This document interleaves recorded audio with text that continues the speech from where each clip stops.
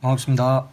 난공불락 알짜배기 아침 국어 짤특강 같이 또 오늘 이번 주에 했던 거 좀 같이 풀어봅시다. 자, 첫 번째는 표준어 문제입니다.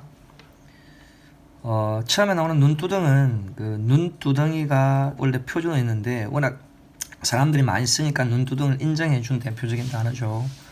그리고 맨날 만날도 우리가 흔하게 쓰는 이거는 두 개 다 좀 흔하게 쓰는데 일단은 표준어가 두 개 다 되는 형태로 올라왔고, 먹을거리도 원래 먹거리 형태인데 워낙 사람들이 또 많이 쓰다 보니 먹을거리를 다 올려주면서 먹을 수 있거나 먹을 만한 음식 또는 식품 이런 걸 먹을거리라고 하고, 먹거리는 사람이 살아가기 위해서 먹는 좀 총체적인 걸 다 그냥 먹거리라고 하면서 올려왔습니다. 그리고 바둥바둥 하는 것도 표준어가 되는데, 이걸 갖다 이제 잘못하면 바등바등 이렇게 표기할 수도 있거든요. 그러니까 바둥바둥과 바동바동 이거 하면 아웅다웅 이게 다 되는 것하고 같은 그 맥락에서 나와 있었거든요. 그때 표준어 추가된 거여서. 근데 이제 이거 나오면 이제 시험에 실제로는 이런 형태가 나와졌어요. 아등바등 이런 표현이 보면 이제 바둥바둥은 그 등이 안 되는 형태지만 아등바등은 등만 되는 형태야. 그래서 이제 비교를 해두실 때 아등바등은 이렇게 우리가 아등바등하다 이런 말 쓰면 아주 고생하면 아등바등 살아간다 이런 말 쓰잖아요. 그래서 등이 아프다 이런 식으로 아등바등 이렇게 등을 기억해 두면 나머지 이제 바둥바둥 아웅다웅한 것은 그런 거는 등이 올 수 없다는 이런 정도로 우리가 좀 비교를 해서 같이 봐두는 것도 괜찮을 거고요. 그 다음에 보랏빛은 보면 이게 보라하고 빛이 결합되어서 보랏빛 하면 뒤에 된소리가 일어나니까 이게 사이소리 현상이잖아. 그럼 사이소리 현상하고 관계는 사이쇼 표기로 봐야 되지, 그렇지? 그래서 이건 보랏빛 이렇게 된소리 일어나니까 그렇게 좀 알아두시면 되고, 복슬복슬 부스러기야 뭐 부수력이라고 쓰진 않으니까. 그 다음에 이제 부조돈 하면 부조금 부조돈은 둘 다 쓰는 표현이거든요. 그래서 부조금 부조돈. 부조돈은 이제 부조를 아니까 이게 돈이 결합되면 부조돈에서 사이쇼지 붙는 거고, 부조금은 된소리가 아니라 부족감 이렇게 되질 않으니까 그래서 이건 사이쇼지 붙지 않는 겁니다. 그 다음에 안하고하고 붕장은 했는데 우리 워낙 이거는 많이 알려져서 안하고가 일본식 말이기 때문에 이걸 붕장으로 바꾼다 이렇게 알고 있고, 그 다음에 비로소야 그렇죠, 기본적인 요소니까 한번 확인을 하면 크게 문제는 안 될 것 같아요. 근데 보다 보면 아무래도 표준은 내가 알고 있는 것도 많겠지만 그때 뭐 이걸 이렇게 알고 있었는데 이렇게 잘못 알고 있는 게 있구나 하는 이런 것들을 중심으로 한번 다시 체크를 해보는 정도로 그렇죠, 우리가 평소 때 자주 보면서 준비를 한다고 생각하시면 돼요. 어차피 어휘다 보니 어휘는 눈에 많이 노출시키는 게 좋아요. 막 어휘를 암기한다고 해서 모든 어휘를 암기할 수는 없는 거니 이렇게 나올 때마다 혹은 기출되었던 문제들 표준어 규정에 나와 있는 뭐 책에 있는 것들을 좀 자주 읽어보면서 준비를 한다고 생각하는 게 아무래도 편할 것 같습니다. 알겠죠?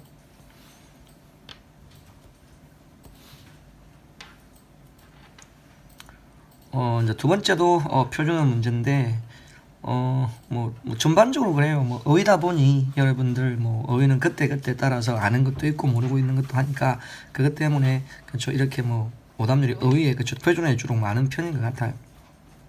빈털터리 보면 이 빈털터리는 뭐 이걸 갖다 털이라고 쓰면 빈털 해가지고 털에 무슨 어휘가 있어야 되는데 그게 아니니까 그냥 빈털터리라고 소리대로 씁니다. 그냥 가랑바니가 된 사람에서 그냥 한 단어로 굳어진다고 생각하면 되고요.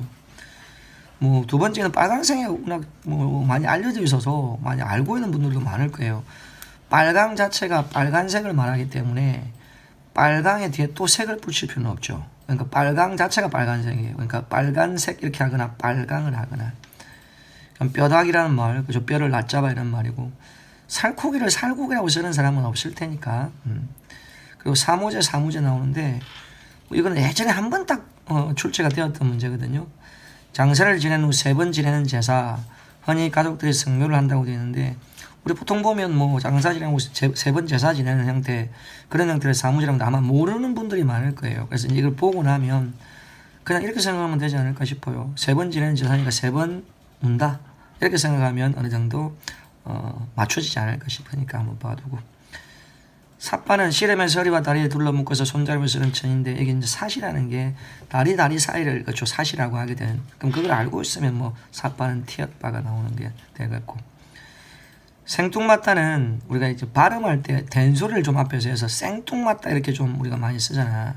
그러니까 이제 생뚱맞다는 좀 엉뚱하다. 이거는 뚱이니까 엉뚱.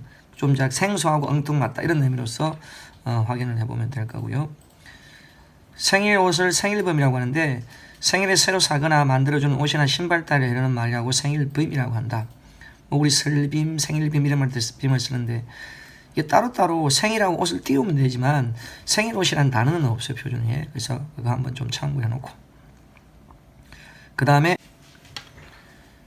자, 석박지는 배추와 무, 오이를 절여서 넓게 쓴 다음에 7곰이 젖국을 쳐서 한 대 버무려 담은 뒤 조기 젖국물을 약간 부어서 익힌 김치인데 솔직히 뭐 이런 김치를 뭐 자주 쓰고 그런 건 아닌데 알고 있다 하더라도 석박지 밑에 받침을 기억으로 보는 경우가 좀 있을 텐데 그치? 이런 경우는 이제 쌍기억이 그렇죠. 맞는 표현이니까 이거는 어휘적인 측면이 좀 강한 거니까 일단 석박지라는 단어가 있다는 것을 한번 확인하는 정도로 봐두시면 될 것 같고 설렁탕이야 뭐 잘못 쓰는 경우가 별로 없으니 그렇지? 한번 확인만 하는 차원에서 보면 돼요. 근데 아마 이런 경우 틀리면 뭐 예를 들면 사무제 이런 걸 들어보지 못했다거나 그런 경우에서 틀릴 수 있고 그리고 뭐 예를 들어서 생일옷 하면 왠지 맞는 것 같은 느낌이 들 수도 있고 석박지는 잘 못 들어보니까 아마 이런 데서 좀 어렵지 않았나 싶기도 하고요. 그래서 어휘 한번 참고를 해두시고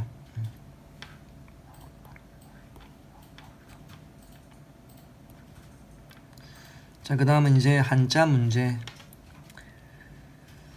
자, 생물은 크게 동물과 식물 그러니까 이게 뭐 유형으로 나눌 수 있다 해가지고 유형이란 말을 많이 아니까 성질이나 특징 따위가 공통점끼리 묶은 하나의 틀 또는 그 틀에 속하는 그래서 유형이라고 한다. 그래서 이제 이 유형은 무리 유자의 모형 형태에서 그 무리의 그쵸 모형을 이렇게 따로 분리하는 형태죠. 그걸 갖다 이제 유형이라고 합니다. 그 유형은 보면 거기에서 무리 유자는 이 쌀미자와 이렇게 개견자가 나오잖아요. 그러니까 이게 밥 같은 이렇게 쌀을 주면 개들이 머리를 대고 이렇게 이 머리를 짜거든. 머리를 가지고 이렇게 모여서 그치 이 밥을 먹는다고 해서 그렇게 모이는 무리해서 무리유자라고 하고요. 그 다음에 이 모형 형자는 여기 보면 흑토자가 나오죠. 그리고 이게 모양 형자인데 여기 칼도자가 이렇게 나오잖아. 이게 옛날에 칼을 만들 때는 그 부집 같은 걸 가지고 이제 만들잖아. 근데 그 부집 예전에는 그렇게 막 그렇게 새롭게 뭐 이렇게 뭐 틀이 만들고 이렇게 새로 틀을 만들고 이런 게 안 되니까 흙을 이렇게 해서 그 모형을 이렇게 만들어 가지고 거기에 이제 칼 모양을 만들어 놓고 거기에 그 조샘물을 부어서 그 모형 형태를 만들었다 이렇게 생각하면 되거든요. 그래서 모형, 틀 이런 걸 말한다. 그래서 이제 유형은 그래서 그런 무리의 어떤 모형, 유형이다 이렇게 이야기를 하니까 참고를 한번 해보시면 될 것 같고요. 자, 그 다음에 이제 유형은 이게 흐를 유자의 형별 형자야. 그러니까 이 형별 형체를 가만히 보면 칼도자가 있고 이게 딱 이제 칼을 옆에 차고 있고 그 다음에 앞에는 뭐 이렇게 딱 묶어 놓은 거예요. 그 손을. 그래서 이게 형벌을 준다는 거고 이게 흐를 유자 물수편 있잖아. 형벌 주면서 보내는 거야. 물 흐르듯이. 그러니까 귀양 보내는 형벌이라고 보면 돼요. 알겠죠?